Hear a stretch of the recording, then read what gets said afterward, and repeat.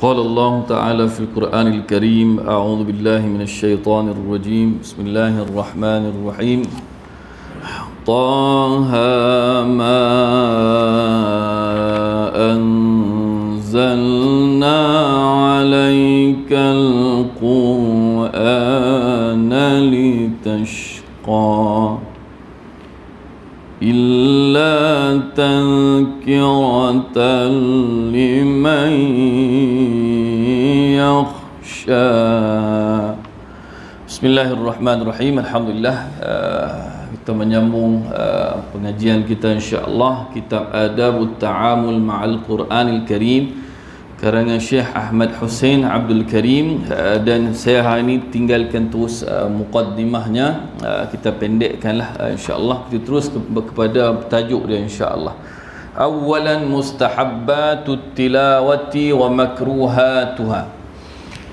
Yang pertama, insya-Allah permulaan kitab ini menyentuh tentang perkara-perkara sunat dalam tilawah dan perkara-perkara yang makruh dalam tilawah, dalam pembacaan Al-Quran. Tilawatul Quranil Karim ibadatun min ajallil ibadat, fa idza ma ra'a fiha al-qari'u ma yustahabbu wa ma yukrahu yakunu minal muntafi'in bitilawatihi wa minal ladzina yubahi Allah ta'ala bihi malaikatahu.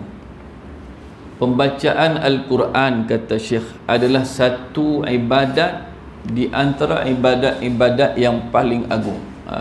Itu yang pertama. Yang kedua, apabila seorang pembaca itu memelihara perbincangan apa yang disunatkan, apa yang makruh, maka pembaca itu akan mendapat manfaat, akan terhimpun di kalangan mereka yang mendapat manfaat daripada bacaannya, dan pembaca itu akan dihimpunkan di kalangan mereka yang Allah berbangga-bangga dengan mereka di hadapan malaikatnya. Jadi orang yang baca Al-Quran dengan menjaga segala hukum hakamnya, mengetahui yang mana sunat, yang mana makruh, yang mana yang wajib pada bacaan dan sebagainya, orang itu yang pertama dia akan mendapat manfaat. Yang kedua, Allah akan berbangga menyebut namanya di hadapan para malaikat.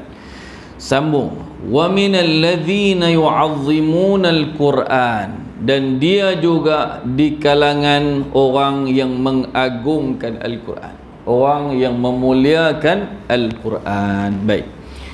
Wa man 'azzama al-Qur'ana faqad 'azzama Allah Ta'ala, wa man istakhaffa bil Qur'an faqad istakhaffa bihaqqillah Ta'ala. Dan siapa yang mengagungkan Al-Quran, sebenarnya dia mengagungkan Allah Ta'ala. Wa man istakhaffa bil Qur'an faqad istakhaffa bihaqqillah Ta'ala. Siapa yang merendahkan Al-Quran, maka dia telah merendahkan hak Allah Subhanahu wa Ta'ala. Quran adalah kalam Allah. Tuan-tuan, katakan kita penyair yang hebat, nama kita mekar, dipuji oleh para penyair, ahli-ahli, pakar-pakar mendeklamasi sajak dan sebagainya, ahli-ahli bahasa semua kagum dengan cara kita menguntaikan syair, cara tulisan kita syair itu, dan sebagainya. Tiba-tiba syair kita yang ditulis dan diagung-agungkan tadi dipijak-pijak oleh manusia. Mereka menganggapnya lembaran kertas dipijak-pijak. Tuan-tuan, apa rasa kita?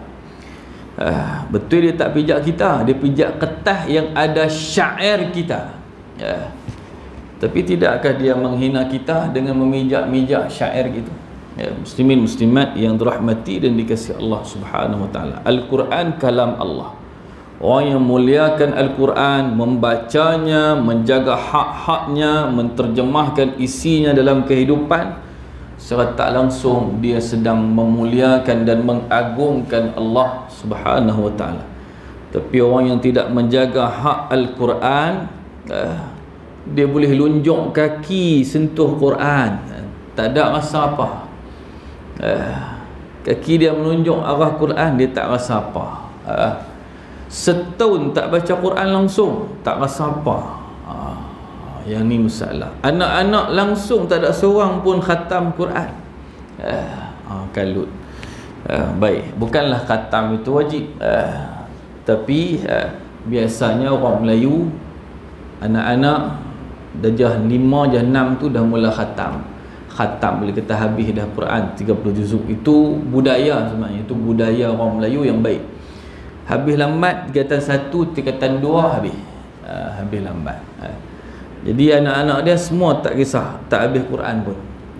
Jadi ini masalah juga, menunjukkan dia membiarkan anak dia jauh daripada Al-Quran. Baik, orang yang meringankan Al-Quran, dia meringankan hak Allah Subhanahu Wa Taala. Tanggungjawab dia untuk memuliakan Allah telah dia abaikan.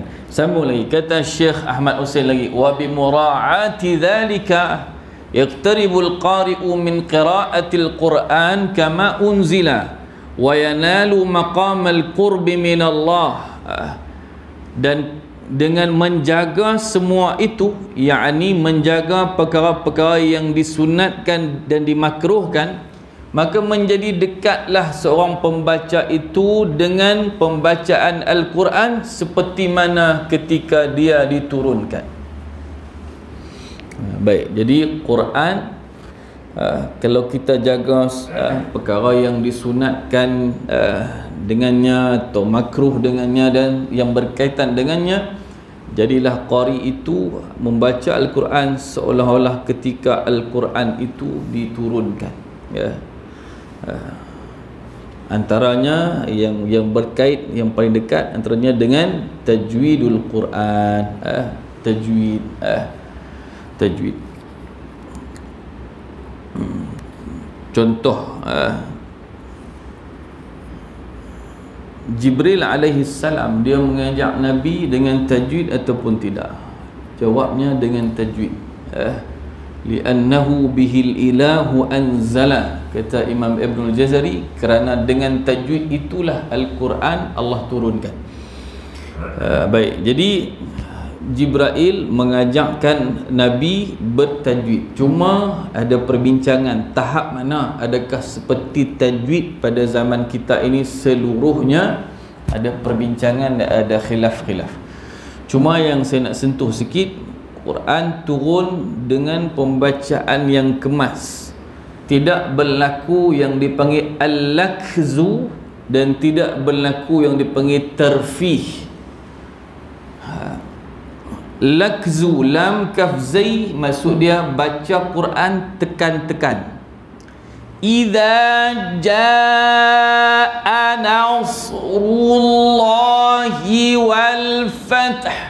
Dia macam dia tekan sangat pembacaan tu sampai jadi kasar, sampai telinga tak sedap dengar.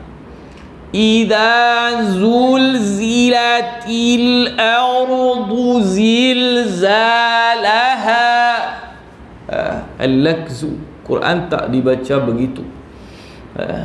Tak pula apa yang dipanggil tarfih oleh ahli bahasa Arab. Ahlul lughah panggil tarfih, tarafayaha, tarfih, baca dengan sambil lewat. Idza zulzilatil ardu zilzalaha wa akhrajatil ardu athqalaha wa qala lil insanu ma laha. Bahasa utara panggil cincai. Cincai. Yasin wal Qur'anil hakim innaka laminal, semua tak jelas. Baca elok. Yasin, huruf ya timbul, huruf sin jelas 6 harakat. Mad lazim harfi mukhaffaf jelas. Ya mad tabi'i harfi, ya 2 harakat. Sin, wa, dengar bunyi waw tu nipih, tak baca wal Quran, wal nipih, terqiqkan waw. Wal Qur'anil hakim, ha, dengar buhah, dengar bunyi bunyi pedah pada ha. Wal Qur'anil hakim innaka laminal mursalin. Jelas. tak perlu tekan-tekan, cukup jelas. Ni Yasin wal Quranil Hakim innaka laminal mursalin. Tambah zikir lepas sembahyang tu, Allah Allahu la ilaha illa huwal hayyul qayyum la ta'khudhuhu sinatun wa la nawm. Baca elok, Allahu la ilaha illa huwal hayyul qayyum. Tak larat angkat suara tinggi, baca pelan-pelan, rendahkan nada.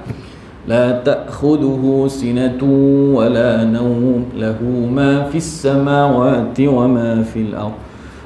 Ni dia tak puas perasaan tak?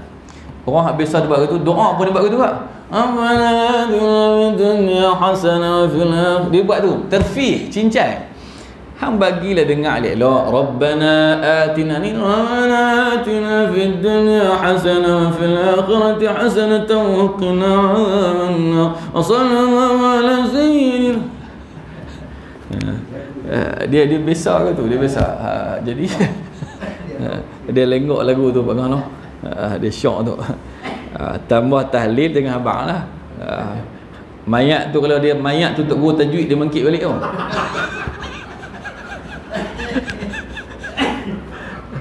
Salah tu biasa, salah biasa, tapi jangan cincai. Kita usaha takat mana mampu kemampuan kita memperjelaskan bunyi huruf. Salah memanglah, tak elok. Okey, baik. Jadi baca macam Jibril baca. Orang yang jaga hukum hakam ni, dia akan membaca Quran dekat seperti mana Al-Quran diturunkan dulu. Dan kata Syekh lagi, dia akan mendapat maqamal qurbi minallah, menjadi dekat kedudukannya dengan Allah. Sabur disebut sebuah hadis an Zaid bin Thabit radhiyallahu anhu anna an-nabiy sallallahu alaihi wasallam qala inna Allah ta'ala yuhibbu an yuqra'a al-Qur'anu kama unzila. Hadis ini disebutkan dalam Al-Jami' As-Saghir oleh Imam As-Suyuti rahimahullahu taala. Baik. Hadis dhaif. Allah Subhanahu wa taala, kata Nabi melalui hadis Zaid bin Thabit, Allah suka dibacakan Al-Quran itu seperti mana diturunkan. yakni baca elok, baca cermat-cermat. Okey, sambung lagi. Kemudian Syekh sambung, fa'adhkuru awwalan mustahabbatit tilawah wa minha ma yakunu qabla tilawah wa minha ma yakunu fi athna'it tilawah thumma mustahabbati sama'it tilawah thumma makruhatit tilawah wa muhdhuratiha.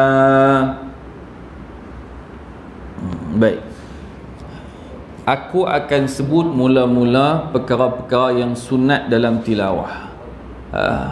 Daripada yang sunat dalam pembacaan ini, dalam tilawah, ada yang sunat sebelum tilawah, ada yang sunat masa tengah tilawah tu, masa tengah baca. Kemudian aku akan sentuh pula perkara-perkara yang sunat ketika mendengar tilawah. Apa nak buat ketika mana kita sedang mendengar sesuatu pembacaan. Kemudian aku sentuh pula perkara-perkara yang makruh, yang ditegah secara makruh. Kemudian aku akan sebut perkara-perkara yang mahzuratiha, perkara-perkara yang dilarang. Okey, baik. Yang pertama, al-awwal, al-mustahabbatul lati qabla at-tilawah, perkara-perkara yang disunatkan sebelum tilawah. Tuan-tuan, kita akan masuk perbincangan yang sebenarnya ia perbincangan yang penting insya-Allah, dan merangkumi perbincangan mazhab dan sebagainya. Baik. Yang pertama, alif, yustahabbu an taqra'ahu ala taharatin. Disunatkan membaca Al-Quran itu dalam keadaan suci. Wa ulakhisu aqwal al-ulama bin nisbati li syarti at-taharati fil qira'ati bima yali. Dan aku ringkaskan pandangan-pandangan para ulama yang berkait dengan peletakan syarat suci dalam pembacaan seperti berikut. Jadi Syekh susun dekat kita. Dia nak bincang hukum baca Quran kena suci dari hadas kecil dan hadas besar. Okey. ذهب الجمهور ومنهم مالكية إلى تحريم قراءة القرآن على الجنب ومثله الحائض والنفساء سواء كانت عن ظهر قلب أو من المصحف الشريف لحديث علي رضي الله عنه قال كان رسول الله صلى الله عليه وسلم يقرئنا القرآن على كل حال ما لم يكن جنبا. Jumhur ulama, majority ulama, dan di kalangan mereka, yakni di kalangan jumhur ulama ini adalah para ulama mazhab Maliki, mereka cenderung mengatakan haramnya pembacaan Al-Quran bagi orang yang hadas besar. Satu. Begitu juga haramnya baca Quran bagi orang haid. Begitu juga haram baca Quran bagi orang yang dalam keadaan nifas, sama ada pembacaan itu secara an zahri qalbin, belakang hati. Maksud yang sini hafazan. Zahri qalbin, dua perkataan, kalau terjemah satu-satu tak jadi, kena faham dua-dua sekali. Secara hafazan atau secara melihat ke mushaf. Ini berdasarkan hadis Sayyidina Ali radhiyallahu anhu, hadis yang diriwayatkan oleh Imam At-Tirmizi. Kata Sayyidina Ali adalah Rasulullah sallallahu alaihi wasallam mengajarkan kami Al-Quran pada setiap ketika selagi baginda sallallahu alaihi wasallam tidak dalam keadaan berhadas besar. Baik, muslimin muslimat yang dirahmati Allah, kita masuk perbincangan fiqh. Tajuknya adalah qiraatul Quran, pembacaan Al-Quran alal junubi wal haidi wal nufasa, atas orang yang berjunub, haid, dan orang yang nifas. Okey, baik. Lah ni fokus tajuk dulu. Tajuk ni baca Quran. Kita belum masuk tajuk massul mushaf, sentuh Quran. Sentuh, pegang Quran, satu tajuk lain. Tak sampai. Bukan masuk hamlul Quran, hamlul mushaf, tak masuk lagi tajuk angkat mushaf. Ni, angkat macam ni. Atau ada beg, galah beg. Tak masuk lagi tajuk tu. Tajuk sentuh, tajuk angkat mushaf, tak masuk. Lah ni tajuk dia, kita nak tidur malam, nak tidur, tiba-tiba sebelum tidur kita bersama isteri, maka kita berhadas besar, belum mandi wajib. Boleh tak kita tak sentuh mushaf ke, sentuh mushaf ke, tapi cerita dia bukan lagi bab sentuh lagi, masih lagi belum mandi wajib, sesudah bersama isteri tiba-tiba nak baca surah Al-Mulk, teringat tak baca lagi tabarakalladzi biyadihil mulk. Boleh tak?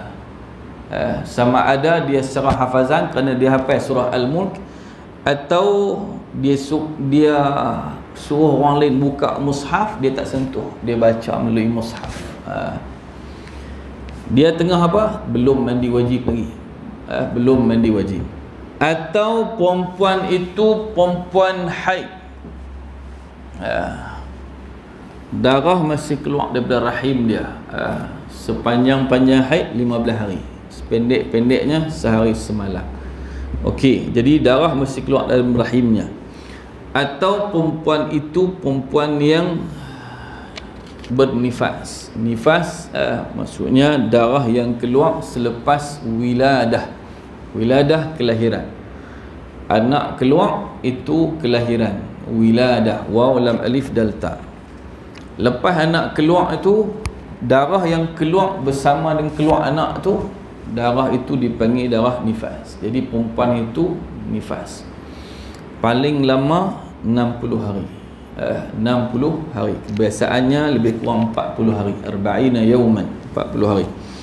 Okey, baik. Jadi kumpulan ni lah 3 orang tadi.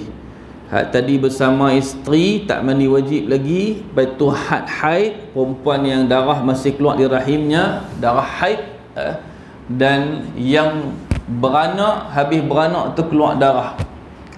Jadi masa tu tempoh perempuan tu dipanggil berpantang. Berpantang.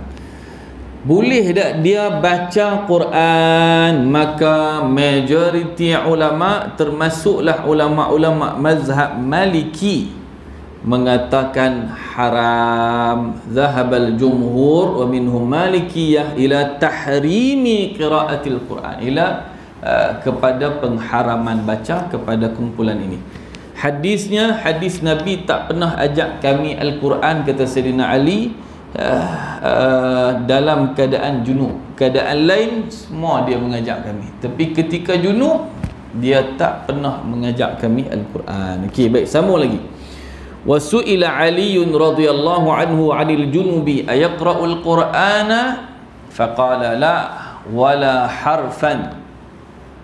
Orang tanya Sayyidina Ali, ini dalam Sunan An-Nasa'i pula, dalam Sunan An-Nasa'i, adakah Nabi baca Quran ketika mana junub, ketika belum mandi hadas?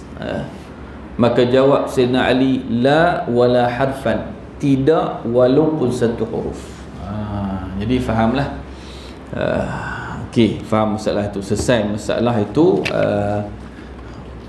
Sambung lagi hadis yang berkait. Wa an ibni Umar radhiyallahu anhuma 'anil nabiy sallallahu alaihi wasallam qala la taqra'il haidu walal junubu syai'an minal Qur'an.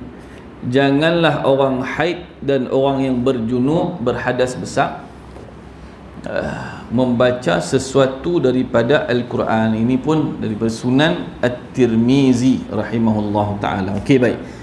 Habis itu masuk sikit perbincangan. Wa qala Dr. Nuruddin Aitr, berkata Dr. Nuruddin Aitr, Syekh Ahmad Hussein Abdul Karim, antara pentashih kitab karangannya ini ada Ta'amul Ma'al Quranil Karim adalah Syekh Dr. Nuruddin Aitr, ulama besar Syria. Almarhum baru sahaja meninggalkan kita, setahun atau mungkin 2 tahun, baru sangat meninggalkan kita, Syekh Dr. Nuruddin Aitr. Jadi kata Syekh Dr. Nuruddin Aitr, dia hurai sikit masalah ini. Wa qad yushkilu hadha bi annahu yuaddi ila harajin 'azim binisbati li ta'limil Qur'anil Karim fil madaris.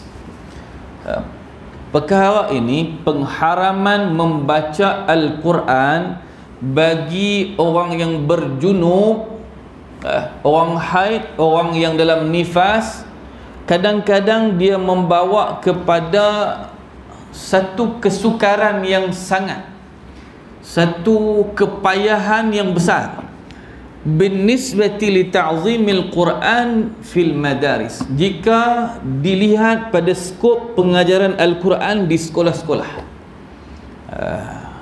Fama aqalla man yakunu mutawadhi'an min at-tullab, betapa sikitnya di kalangan para pelajar ini yang berwuduk ketika itu.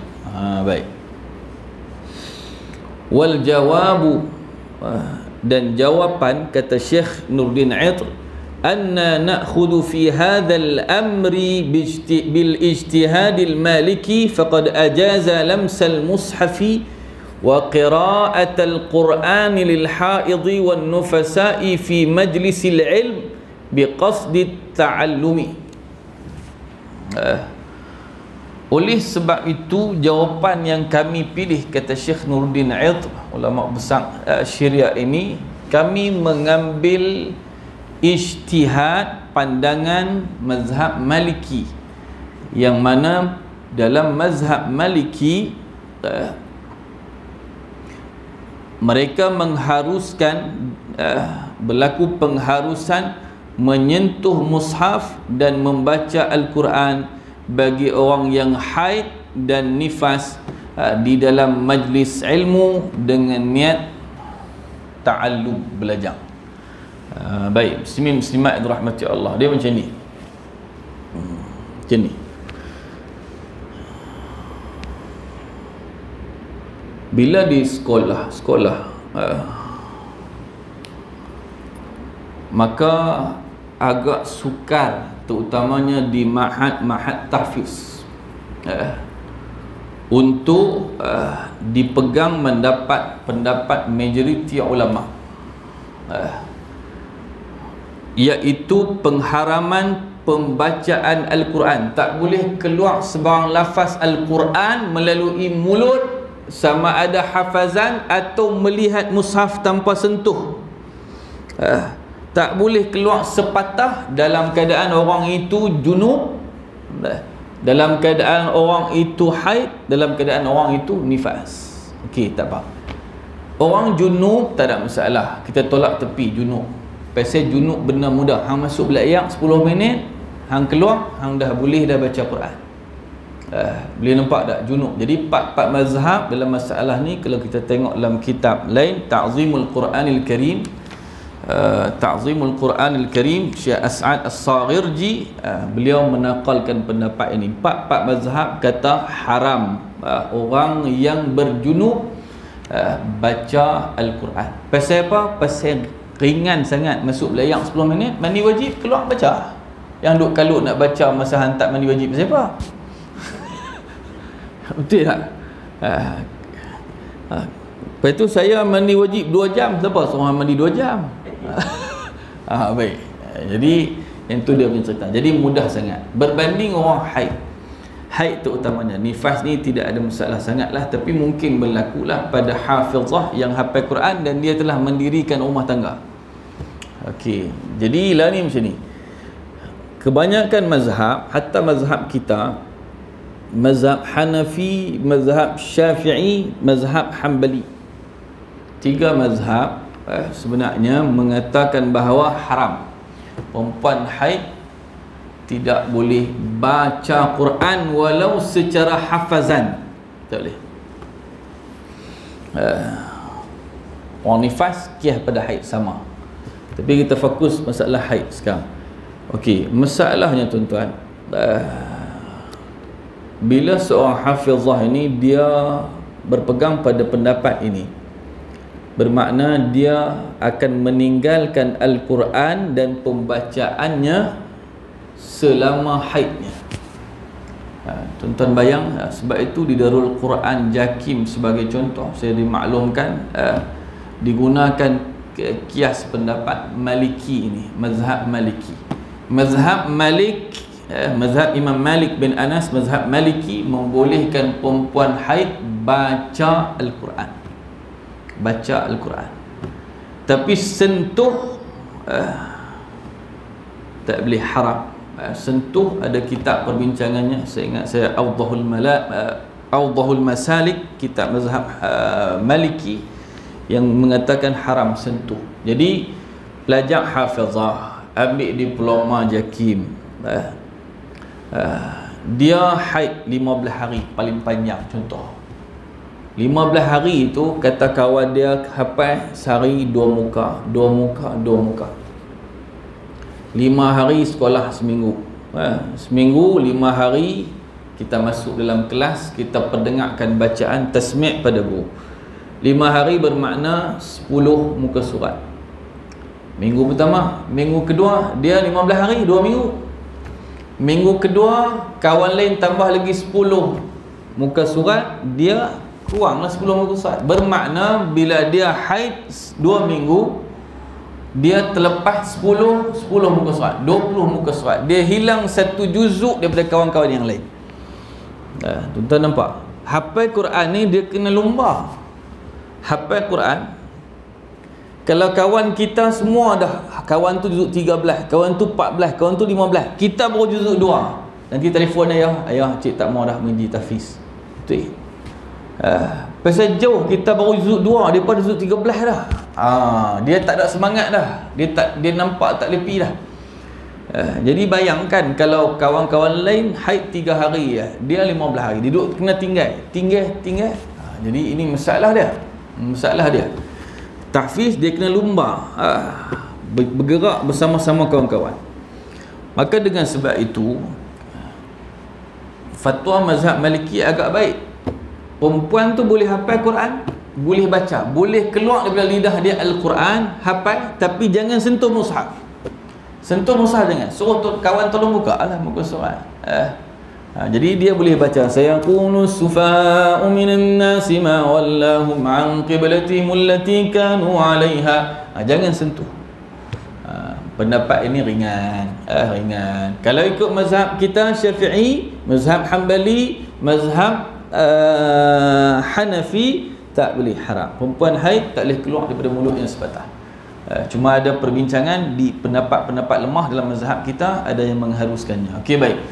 Jadi faham noh, mazhab Maliki mengharuskan perempuan haid membaca Al-Quran, bukan sentuh, membaca. Okey, baik. Jadilah ni Syekh Dr. Nuruddin Aid, dia ulama ni dia bukan hanya ilmu tu bergantung pada kitab. Kitab kata apa terus, dia kena tengok situasi semasa nak keluar fatwa tu macam mana. Kalaulah jadi ulama senang hanya dengan membaca kitab, maka senang jadi ulama. Mufti dia bukan hanya tengok kitab, terus kitab dah sebut je ni, tak. Dia kena tengok keadaan semasa, sesuai tak guna fatwa ni, atau guna fatwa ni, atau guna pandangan ni. Dia kena tengok kesesuaian dengan masyarakat,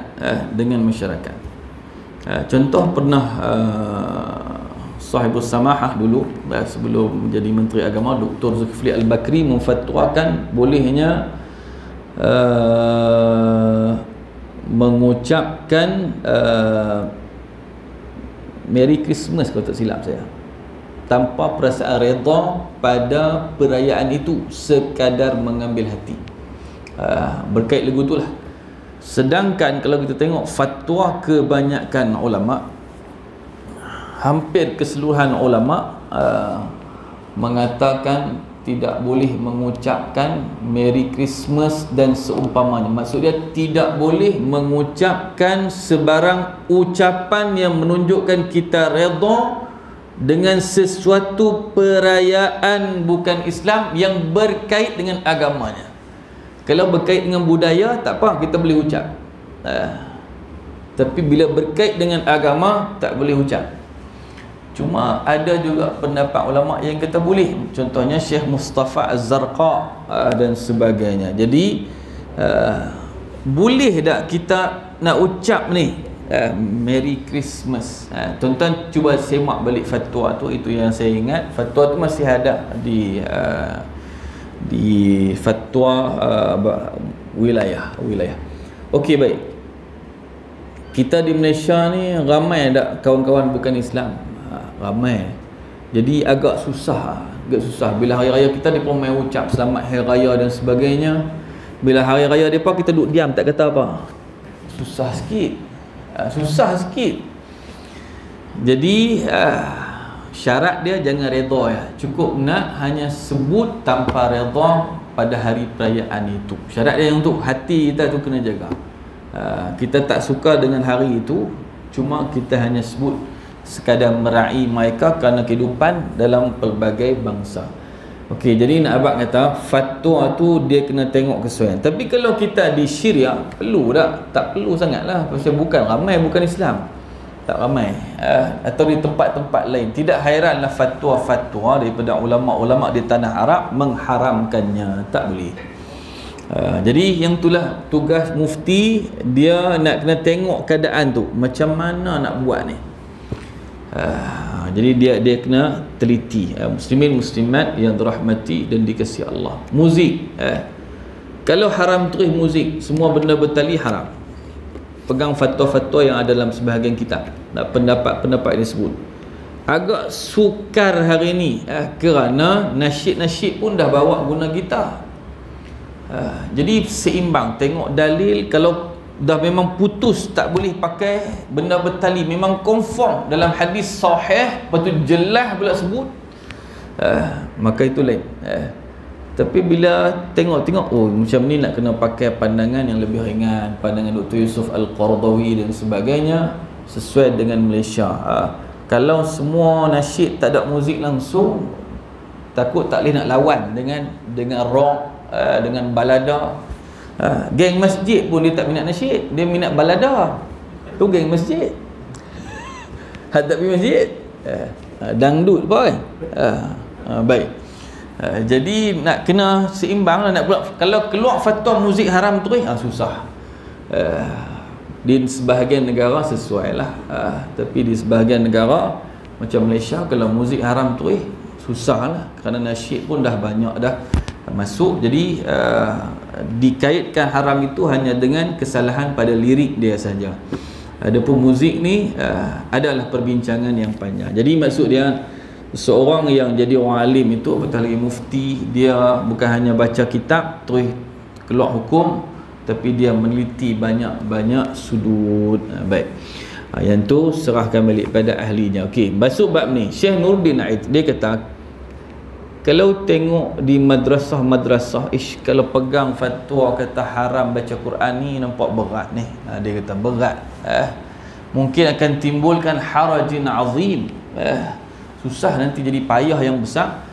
Maka dia kata kami ikut pendapat mazhab Maliki. Cuma di sini tengok, dia sebut di sini faqad ajaza lamsal mushafi, dia sebut mazhab Maliki mengharuskan sentuhan pada mushaf.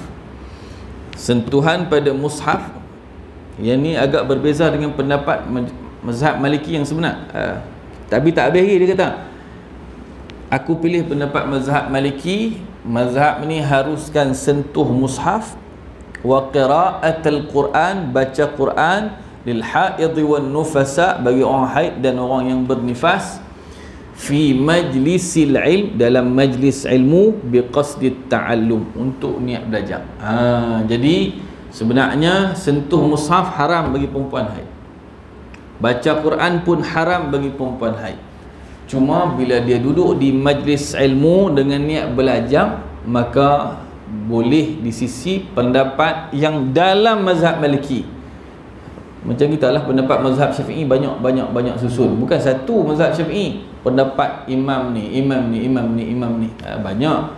Macam itulah mazhab Maliki pun, maka dibolehkan. Tapi hak kita jangan duk piabak kat perempuan kita boleh masa haid baca Quran.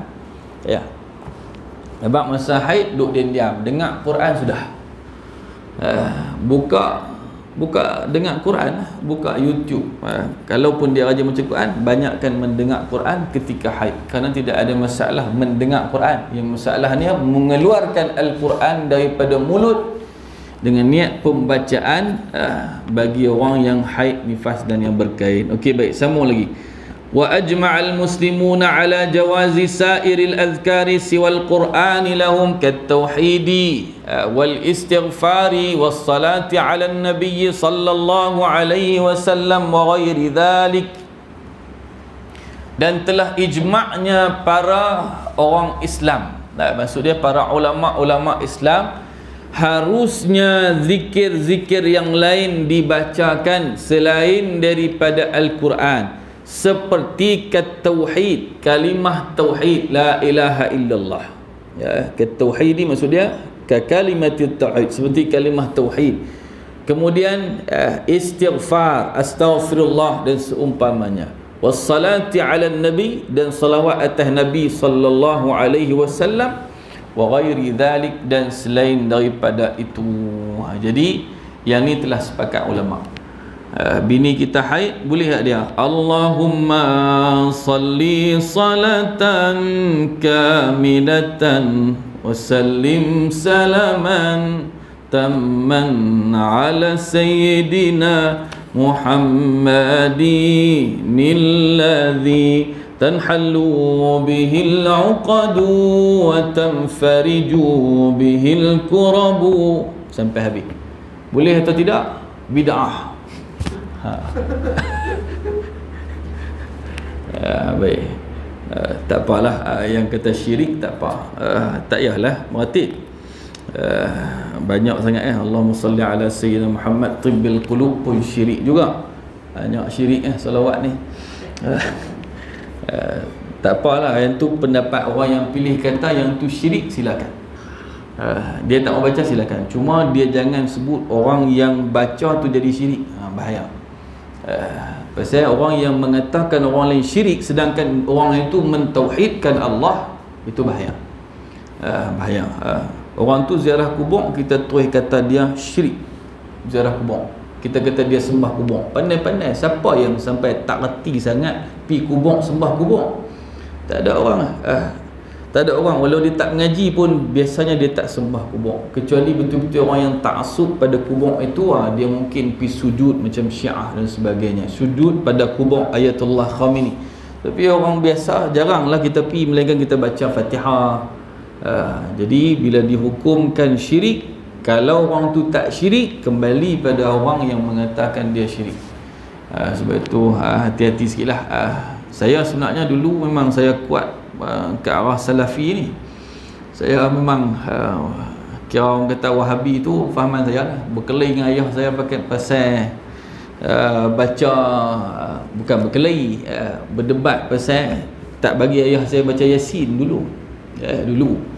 Jadi akhirnya bila pergi Mesir ni kita okey lah, kita nampak pandangan tu tenang sikit. Jadi hati-hatilah, salawat kita kata orang salawat tu syirik, yang tu kita takut. Takut bahaya. Pasal syirik bila kita kata ke orang, dia akan mai balik ke kita. Okey, baik. Macam mana pergi boleh kot tu nah. Okey, balik pada petak ni. Jadi sebenarnya orang yang haid, orang yang nifas, orang yang berjunuk ni, untuk zikir-zikir lain tidak ada masalah. Quran ialah. Tapi hang patut badan lah, hampir mandi dululah. Baru lepas bersama isteri duk mengatip pegang tasbih, la ilaha illallah, la ilaha illallah. Hampir masuk mandi dululah. Sopan sikit, sopan sikit. Tapi kalau dia buat boleh tak? Boleh. Cuma dari sudut adab tak apa cantik, tak apa cantik, tapi boleh. Orang haid boleh juga istighfar. Orang haid boleh Allahumma salli ala sayyidina Muhammad wa ala ali sayyidina Muhammad, boleh, tidak ada masalah. Subhanallah, dan zikir-zikir yang lain selain pada Quran, kerana Quran kalam Allah. Baik, kita mohon tisat untuk azan. Saya kita sambung balik noh. Orang haid boleh azan tak?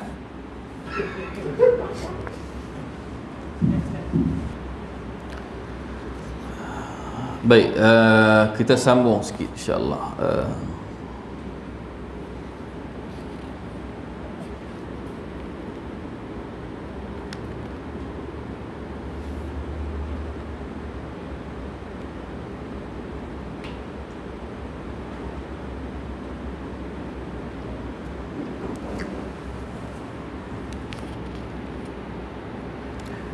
Telah ijma'lah para ulama atas keharusan zikir-zikir yang lain seperti zikir kalimah tauhid, la ilaha illallah, istighfar dan salawat atas Nabi dan selain itu pada orang-orang yang tadi kita bincangkan. Baik, boleh. Yang tak boleh hanya Quran. Okey, baik, sambung.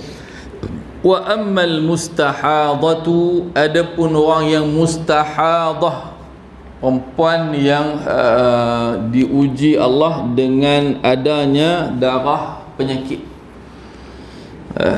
Susah ni tuan-tuan, bab haid ni antara bab yang susah.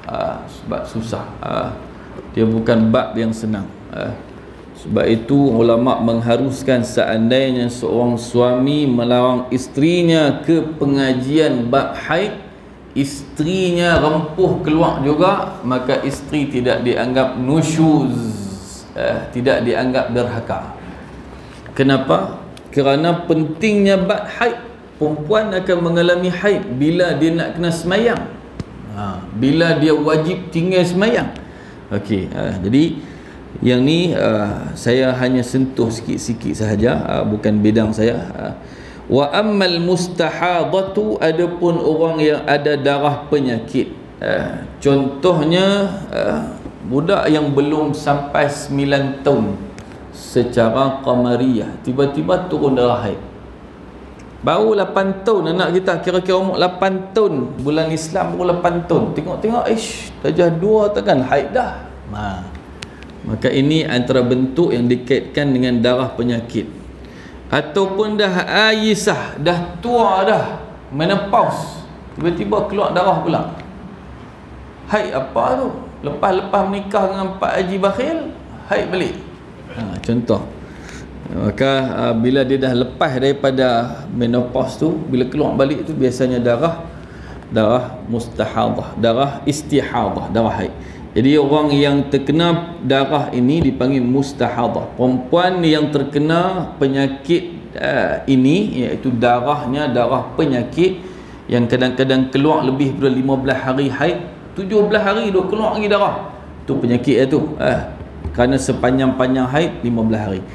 Fayajuzu laha qiraatul Quran, dia boleh baca Quran, wa massul mushafi bila karahah, dan dia boleh sentuh mushaf tanpa ada kemakruhannya langsung. Faham? Pasal apa? Pasal orang yang mustahadah dia dah wajib semayang. Semayang wajib, sebab itu kena tahu darah mana yang penyakit, darah mana yang betul-betul haid. Jadi hari ke-17, hari 16 tiba-tiba duk turun darah lagi, itu maksud dia biasanya penyakit. Maka kena masuk mandi, sumbat kemaluan lepas mandi dengan kapas, kena mula semayang lah. Kena semayang, pasal itu darah penyakit. Okey, banyak. Jadi bila semayang pun boleh, kata pengarang kitab ini, boleh baginya baca Quran, mayang pun boleh, baca Quran lagi ya boleh, sentuh mushaf pun boleh, kerana yang tu darah penyakit, dia bukan darah haid. Wa amma man arada an yaqra'a min ghairi lamsil mushafi, adapun orang yang ingin membaca Al-Quran tanpa dia sentuh mushaf, tak sentuh pun, orang lain tolong buka, dia tak sentuh, fayustahabbu lahu an yakuna ala taharatin kamilatin minal hadathil asghar, maka disunatkan baginya ada penyucian yang sempurna daripada hadas kecil. Maksud dia ada wudu, yakni nawaqidul wudu, perkara-perkara yang membatalkan wudu. Hadas kecil adalah perkara-perkara yang membatalkan wudu. Wa yajibu, dan wajib, an yakuna tahiran minal hadathil akbar, wajib dia suci daripada hadas besar, sesuatu yang mewajibkan mandi wajib. Antaranya al-janabati wal haid wan nifas, janabah, kemudiannya haid dan juga nifas. Fa in qara'a muhdithan hadathan asghara min ghairi lamsil mushafi jaza bil ijma'i bila karaha. Seandainya orang yang berhadas kecil baca Quran tanpa sentuh mushaf, maka boleh dengan sepakat semua ulama, ijma', tanpa ada kemakruhan. Baik, muslimin muslimat rahmati Allah, kita akan sampai di situ saja. Jadi kita faham dah, perempuan yang darah penyakit boleh baca Quran dah, bahkan wajib semayang, jadi boleh juga sentuh mushaf, boleh. Okey, sekarang penutupnya perbincangan, orang had tak ada wudu, orang had tak ada wudu, kalau dia nak baca Quran tanpa sentuh mushaf, dia nak baca Quran tanpa sentuh mushaf, disunatkan dia pergi ambil semayang dulu. Disunatkan dia nak ambil, dia pergi ambil semayang dulu. Tapi kalau dia tak mau ambil semayang, maka sepakat para ulama mengatakan boleh dia membaca Al-Quran selagi dia tak sentuh mushaf. Ni masalah dia apa dia? Masalah kita bila nak tidur. Kadang-kadang bila nak tidur bertuh dengan bini, Pak Ngah dak lah. Pak Ngah dak lah, kami lah. Tok Imam Liverpool pun boleh jadi jugalah, bertuh jugalah sikit kan, batal semayang. Jadi batal segan nak pergi dah beli ayam. Tapi nak baca mana Rasul nak tidur ni, nak baca 3 qul, nak baca tabarakalladzi biyadihil mulk, nak pergi ambil sembahyang segan dah, tapi ingat surah tu ingat. Jadi segan nak pergi ambil, duduk atas katil tidur dah, sandak dah elok. Amanar rasulu bima unzila ilaihi min rabbih wal mu'minun kullun amana billahi wa malaikatihi wa kutubihi wa rusulihi. Boleh tak? Wuduk tak ada, tapi tak sentuh mushaf, baca duduk atas katil nak tidur dah, boleh. Ijma' ulama kata boleh, tidak ada masalah. Tapi kalau dia pergi sembahyang bagus ya. Bagus, satu kerana dia nak baca Quran, dia pergi ambil sembahyang sunat. Setiap kali nak baca walaupun tak sentuh, sunat ambil sembahyang. Yang kedua, kerana dia akan tidur dalam keadaan berwuduk. Masa kita tidur memanglah kita beralih semua anggota, bukan sedang dah, tapi dikira kita tidur dalam wuduk. Seandainya sebelum tidur itu kita ambil wuduk, sebelum tidur dia ambil wuduk, atau dia dah sembahyang sunat witir ke apa, dia pun lelap mata. Masa dia tidur beralih dak punggung, antara sebab batal wuduk beralih punggung, beralih ya. Tapi oleh kerana dia tidur dalam keadaan berwuduk, dia anggap dia seolah-olah dalam keadaan berwuduk. Sagi mangkit lagi kena ambil sembahyang lain, ambil lain lah. Cuma seolah-olah dia tidur tu berwuduk. Yang tu berwuduk. Yang tu yang baiknya kalau kita tidur dalam keadaan berwuduk. Wuduk apa Ustaz? Tak boleh pergi tengok bini, wuduk apa wuduk? Jadi kalau macam tu tak payahlah kan. Baru menikah 3 hari tak ada wuduk, tu tak payahlah kan. Kalau dia dah pergi mandi wajib pun besar rahmat dah. Ada hadis ditanya pada Rasulullah, ditanya pada isteri baginda Aisyah radhiyallahu anha, adakah baginda Nabi sallallahu alaihi wasallam ketika bersama isteri, sudah bersama isteri, terus mandi wajib ataupun tidak? Ini perbincangan yang walaupun ia nampak agak sulit, tapi isteri Nabi akan cerita pasal dia fiqh. Maka kata Aisyah, dua-dua Nabi buat. Kadang-kadang Nabi tidur tanpa mandi wajib, Nabi tidur dulu. Kadang-kadang habis Nabi bersama, Nabi akan mandi wajib dulu kemudian baru tidur. Jadi kedua-duanya pernah dilakukan oleh baginda sallallahu alaihi wasallam. Baik.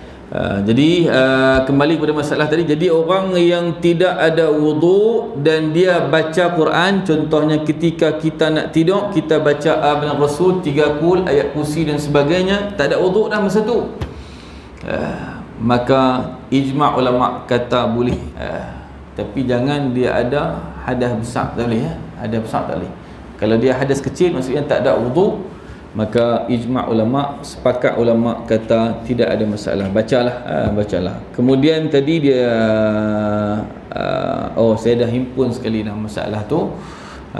Kalau dia hadas besar, wajiblah dia untuk baca Quran. Dia mesti dalam keadaan menyempurnakan hadas besar tadi. Dan dulu kita pernah cerita dah, ada keadaan di mana kita bila mandi hadas besar, maka habis mandi tak payah ambil sembahyang dah, tak payah berwuduk dah, boleh terus sembahyang atau buat perkara-perkara yang berkait dengannya. Contohnya nak baca Quran. Tapi ada ketikanya mandi wajib, kita keluar tandas, kita nak keluar kena ambil wuduk lain. Kalau kita mandi wajib terus pergi sembahyang, tak sah. Maka kalau ketika kita mandi wajib tidak berlaku sentuhan telapak tangan kepada kemaluan, kita tak tonyoh langsung ke tempat tu, ke patlong tu lah, maka kita keluar, kita boleh terus sembahyang kalau tidak berlaku sentuhan. Tapi had tu lah yang paling kena basuh.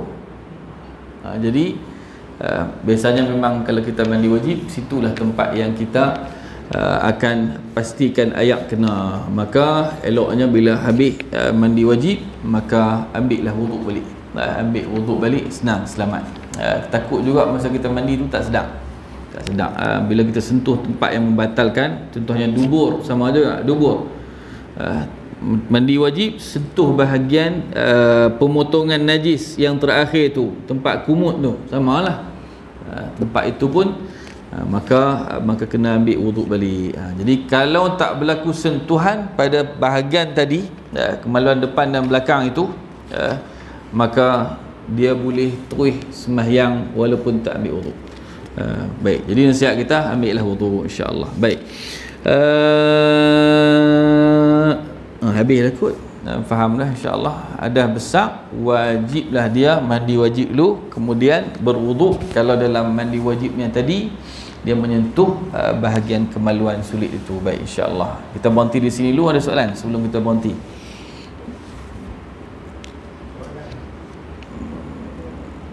Ya, kalau ada. Ya. Okey, Al-Quran bagaimana?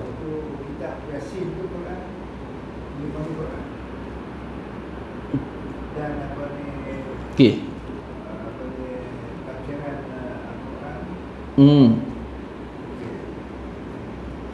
Okey. Okey.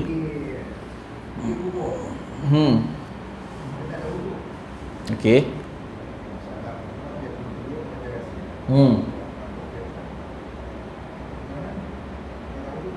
Okey. Baik, jelas soalan tu noh. Pak Ngah tanya kita macam mana dengan bacaan surah Yasin, yang mana dia dah kepil siap asing surah Yasin tu. Dia bukan mushaf 30 juzuk, tapi dia asingkan Yasin macam tu lah. Okey. Saya jawab dua yang tadi, iaitu berkait dengan Al-Quran terjemahan. Al-Quran terjemahan, rata-rata ulama kita berpandangan bahawa dia tidak dipanggil mushaf. Mushaf mestilah yang seperti yang ada tu, 30 juzuk hanyalah Al-Quran semata-mata. Kalau ada pun di depan sedikit kata pengantar syarikat yang mencetak, itu sikit. Yang lain 30 juzuk tu Quran semua. Itu mushaf yang kita maksudkan. Adapun hari ini kebanyakan kita dah pakai Quran terjemahan. Maka Quran terjemahan tak sama macam mushaf. Maka boleh diangkat dan boleh disentuh oleh orang yang terlibat tadi, yang tak ada wuduk, atau orang yang haid sekalipun. Boleh. Pasal apa? Dia adalah berserta dengan kata-kata manusia. Terjemahan itu kata-kata manusia.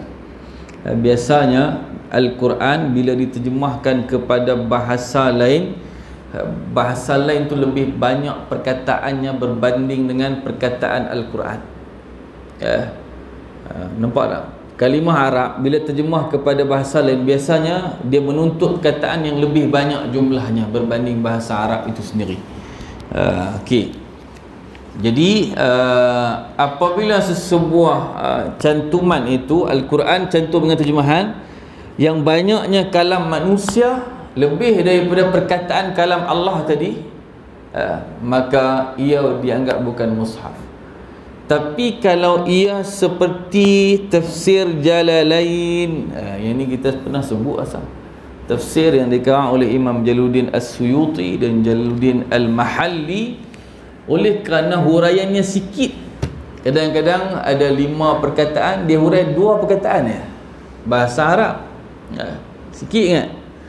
Maka tafsir Jalalain itu dianggap macam hukum mushaf dalam pandangan sebahagian ulama mazhab Syafi'i. Maka hukum dia hukum macam mushaf, kerana perkataan manusia sikit, perkataan Allah tu lebih banyak. Yang tu. Jadi adapun tafsir lain selain tafsir Jalalain yang kita tengok, memang perkataan manusia lebih banyak. Lebih banyak. Bukalah tafsir Tabari kah, tafsir Al-Jami' li Ahkamil Quran karangan Al-Qurtubi kah, tafsir Al-Quranil Azim Ibnu Katsir kah, Dan tafsir-tafsir yang banyak, kalau hari ini Safwatut Tafasir ke atau banyak lagi lah, maka biasanya kita boleh sentuh. Bukan biasanya, memang kita boleh sentuh lah. Itu sentuh. Tafsir yang lain hati-hati sikit lah, terutama naskah yang Arab. Okey, yang tu Pak Ngano, habis untuk bab Quran dan terjemahan biasanya dianggap sebagai bukan mushaf, kecuali tafsir yang lain kena hati-hati. Kemudian tadi tu dia bukan Quran semua, tapi dia adalah sebahagian Quran ada di situ. Disebut katbun. Ada perbahasan dalam mazhab tertentu dalam masalah ini. Kalau sebut katbul Quran, maksud dia, saya buat contoh ni macam kain kan, kita ambil kain, kita tulis contohlah, wa ma min dabbatin fil ardi illa 'alallahi rizquha wa ya'lamu mustaqarraha wa mustawda'aha, atau tulis ayat kursi pada kain. Kain tu Quran 30 surah ada, tapi ada ayat Quran tak? Ada. Okey, bila ada ayat Quran, maka hukum dia kena jaga macam Quran juga. Yang ni ada perbincangan, cuma mazhab lain dibincangkan dalam kitab Ta'zimul Quranil Karim. Jadi saya nampak kalau Yasin itu dalam bahasa Arab semata-mata, maksud dia semuanya tak ada terjemahan langsung, maka yang kita nampak hukumnya sama macam hukum mushaf, kena jaga elok-elok. Tapi hampir sudah tidak ada lagi surah Yasin tanpa terjemahan. Cuba tengok yang tuan-tuan imam kita, ada terjemah tak? Hampir semua di pasaran sekarang memang ada terjemah, hampir semua. Jaranglah kita jumpa Yasin tak ada terjemah ni, jarang. Boleh kata hampir semua yang ada. Maka kalau Yasin tu ada terjemah, maka tidak menjadi masalah untuk seorang itu tak ada wudu, dia baca di kubur Yasin, dia bawa surah Yasin itu kerana ada terjemahan. Macam hukum tadi ya, bila banyak kalam manusia, dan sudah pastilah Quran bila terjemah ke bahasa Melayu, dia akan hasilkan perkataan yang lebih banyak. Maka ketika itu boleh dia baca walaupun tidak ada wudu. Boleh bang, insya-Allah. Okey, ada soalan ni tak? Tak ada noh. Soalan pasal Liverpool dengan Leicester City kan, saya tak mau dengar lah. InsyaAllah siapa menang siapa kalah, InsyaAllah. Cuma Arsenal dengan Norwich tak apa. Baik, melawak ujung-ujung insyaAllah. Yang baik daripada Allah, yang lemah kurang di sana atas lemah kurang saya. Wabillahi taufiq hidayah. Assalamualaikum warahmatullahi wabarakatuh. Bismillahirrahmanirrahim. Alhamdulillah rabbil alamin, wassalatu wassalamu ala Rasulullahil amin wa ala alihi wa sahbihi ajma'in.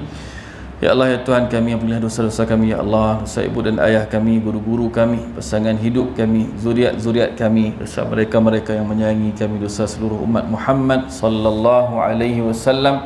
Ya Allah, ya Tuhan kami, kurniakan ketabahan hati untuk saudara-saudara kami yang diuji dengan COVID-19 ini ya Allah, dengan wabak ini ya Allah. Juga saudara-saudara kami yang diuji dengan banjir ya Allah, kuatkan hati mereka ya Allah, anugerahkan mereka redha ya Allah. Ya Allah, ya Tuhan kami, gantikan untuk mereka segala apa yang telah hilang daripada mereka ya Allah, dengan gantian yang berganda kebaikannya ya Allah, kebaikan dunia dan akhirat. Ya Allah, ya Tuhan kami, kurniakan kami kebahagiaan dunia dan akhirat, ketenangan hati di dunia dan di akhirat ya Allah. Bukakan untuk kami pintu-pintu kekayaan duniamu dengan limpahan keberkatan darimu ya Allah.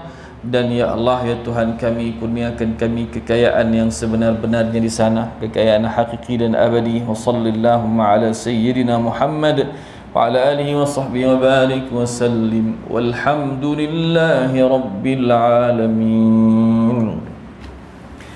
Subhanakallahumma wa bihamdika, asyhadu an la ilaha illa anta, astaghfiruka wa atubu ilaik. Bismillahirrahmanirrahim. Wal 'asri innal insana lafi khusr illa alladhina amanu wa 'amilus salihati wa tawassaw bil haqqi wa tawassaw bis sabr. Assalamualaikum warahmatullahi